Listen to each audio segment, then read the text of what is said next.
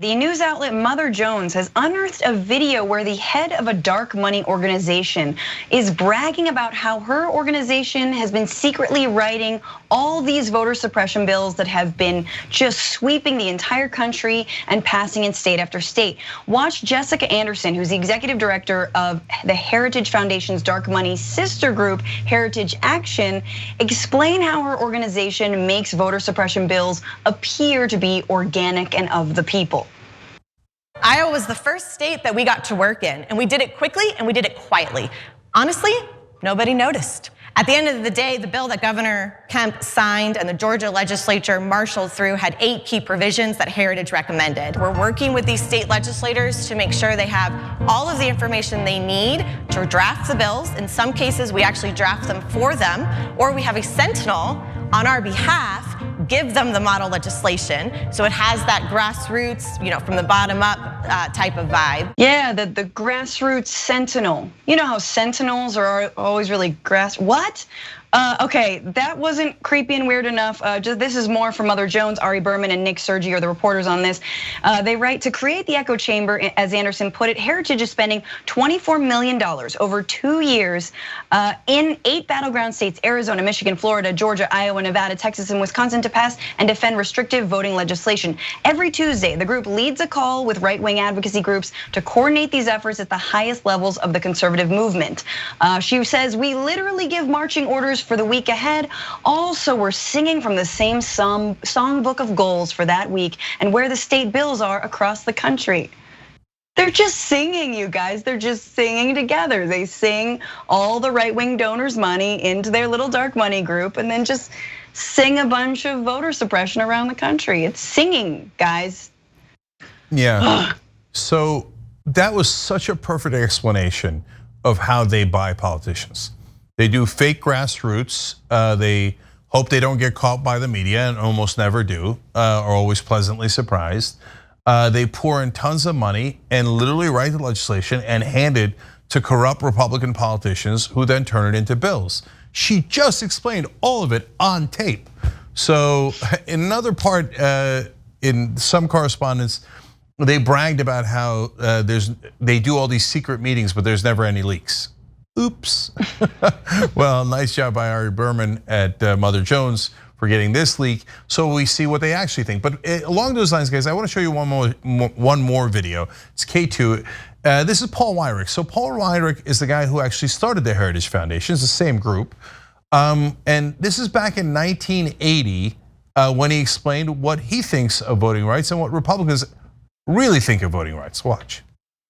Now, many of our Christians have what I call the goo-goo syndrome. Good government. They want everybody to vote. I don't want everybody to vote. Elections are not won by a majority of people. They never have been from the beginning of our country, and they are not now. As a matter of fact, our leverage in the elections, quite candidly, goes up as the voting populace goes down. So there you have it. That's the guy who started Heritage Foundation. By the way, he also started American Legislative Exchange Council, which is another group that writes legislation on behalf of business interests and then hands it to corrupt Republican politicians. They used to have Democratic politicians too, until they got those Democrats got their hand caught in the cookie jar and were embarrassed. And not all of them, but some of them have left ALEC now. Weyrich started that as well, and he also started Moral Majority with Jerry Falwell Sr. So, and why did he start Moral Majority? Trick religious people into voting for Republicans so that they can get more tax cuts for the rich and for corporations. And so Heritage Foundation has been the leading conservative group all these years. And I have to confess, I envy 2 things about them. One, because they're serving the rich, they have an endless stream of money. Wolfpack, for example, trying to get money out of politics is a tiny amount of money with people chipping in $10 at a time, which you should too, by the way, wolf-pack.com/join, right? But that's real people. These guys laugh about their fake grassroots. Did you see that just on that one anti-voting project? They have $24 million that they're gonna spend in the next 2 years.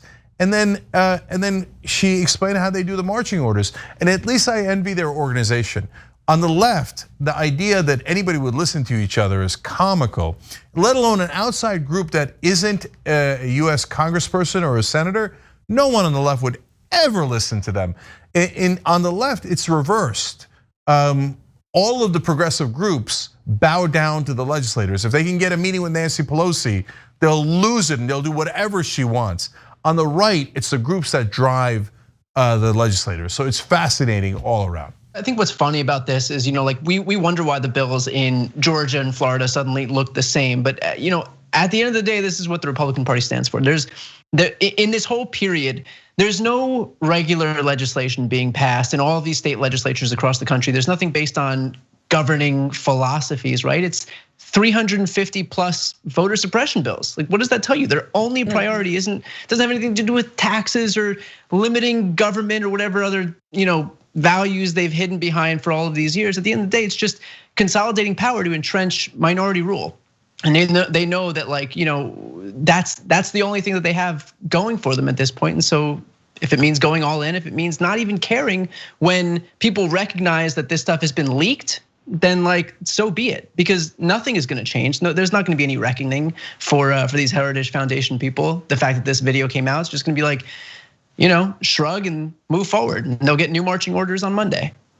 Absolutely. I mean, it's one of the reasons why I think, any Democratic candidate who talks about getting dark money out of politics and any money out of politics is got my vote. I mean, to me, the fact that we're not screaming about this, and Cenk, I know you have been for how many years, but every single day we should just have an hour where we scream about the amount of corporate money that is just funneled into our democratic process, which at this point is man, it's how I feel about being a right-wing pundit. So easy. The material writes itself if you're racist, which I guess would be hard for me to be how would an evil person think? But when you're a right-wing legislator, you don't gotta do anything. They give you the bills. They're sentinels, just send you this stuff, and then they move your hand through your butt like a puppet, and you sign it, and there you go. You get money. You get to go on a vacation on someone's chopper or something, and go to an island where there are underage girls. I don't know how it works, but the whole thing is just yeah, it's mind-boggling. And by the way, Jessica Anderson was called on this, and she said, yeah, everything we do is pretty much out in the open. Yeah, no, I have nothing to hide. Here's my statement. This is exactly what we do. We package legislation, cookie cutter, fan it out throughout the country, and get it passed. Anyway, it's legal somehow. Yeah.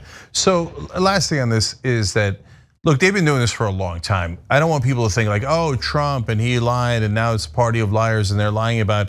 On this one, they say, oh, we're expanding voting rights. No, they're not. The 8 provisions that Heritage Foundation pushed for and got into the Georgia bill are all to restrict voting, including ending mail-in voting through less ballot boxes and on and on and on. In Arizona, they have a bill that's even worse, and it's all to restrict voting. That's why that Paul Weyrich video is so important. Because that's where he starts all these groups and admits, oh, we're gonna try to make sure that people vote as little as possible. And on the Democratic side, that's black people and young people and poor people and people we don't like. We don't want them voting. We're gonna try to limit it. And now they're doing that. And it goes back to this guy hilariously named Von Spansky or whatever from the Bush administration. So Bush and Cheney did this voter fraud just as much, these lies. Thanks for watching The Young Turks, really appreciate it. Another way to show support is through YouTube memberships. You'll get to interact with us more. There's live chat emojis, badges. You've got emojis of me, Anna, John, JR, so those are super fun. But you also get playback of our exclusive member-only shows and specials right after they air. So all of that, all you gotta do is click that join button right underneath the video. Thank you.